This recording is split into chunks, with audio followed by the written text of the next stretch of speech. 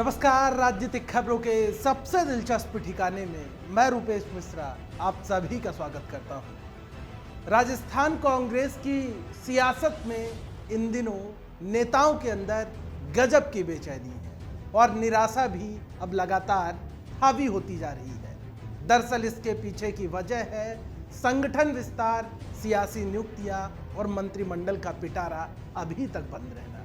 गौरतलब है कि लगातार लोगों की निगाहें, राजस्थान कांग्रेस के नेताओं की निगाहें इस बात पर टिकी हुई थी कि अब संगठन का विस्तार होगा, अब कार्यकारिणी की सूची आने वाली है। लेकिन आज 6 जनवरी हो गई, नए वर्ष का सप्ताह पूरा होने वाला है, लेकिन अभी तक संगठन विस्तार की कोई सुगबुगी तक नहीं है। लिहाजा पायलट गहलोत कैंप के नेताओं में अब इस बात को लेकर जबरदस्त बेचैनी बनी हुई है और अब नेताओं के अंदर निराशा तक हावी होने लगी है कि आखिर संगठन का विस्तार होगा तो कब होगा।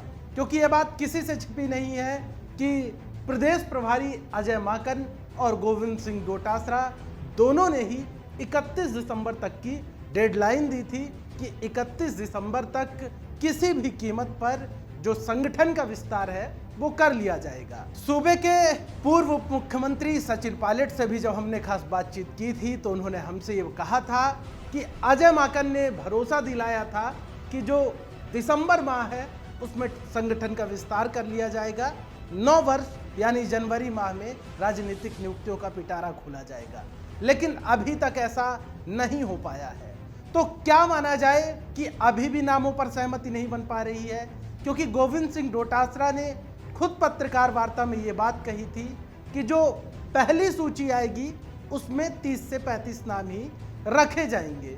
अब यहाँ पर बड़ा सवाल ये उठता है कि क्या अभी तक 30 से 35 नाम नहीं विचार कर पाए हैं आला कमान, क्योंकि 3 बार गोविंद सिंह डोटासरा दिल्ली भी गए, अजय माकन से उनका मंथन भी हुआ, सचिन पायलट और अजय माकन से भी उनकी मुलाकात हुई।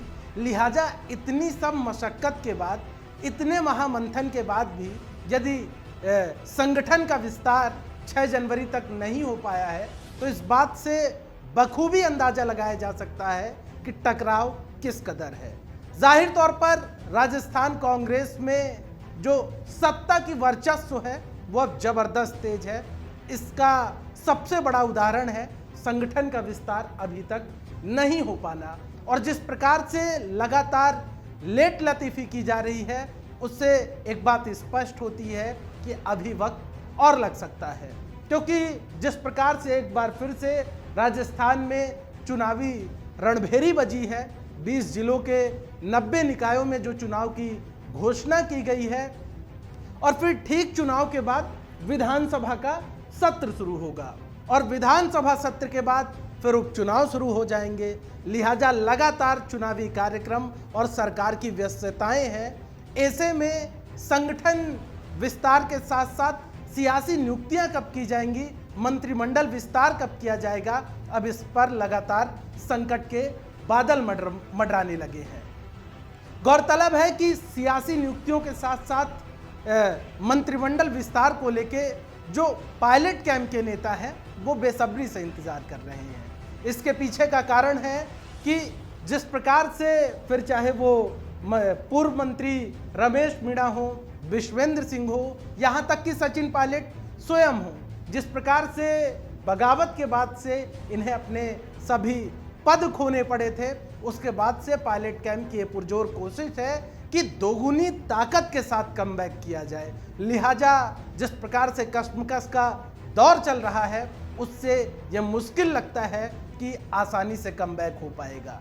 कुल मिलाकर कहा जा सकता है कि दिल्ली से लेकर राजस्थान तक में 2 धड़ों के वर्चस्व की जंग चरम पर है, और यह भी सच है कि प्रदेश कांग्रेस के जो मुखिया गोविंद सिंह डोटासरा है अब उनके हाथ में कुछ नहीं रहा है और उन्हें कोई जानकारी ही नहीं है, क्योंकि वो पहले ही कह चुके हैं कि आला कमान की ओर से हरी झंडी दिखाकर जो सूची मेरे पास आ जाएगी उस पर मैं हस्ताक्षर करके जारी कर दूंगा।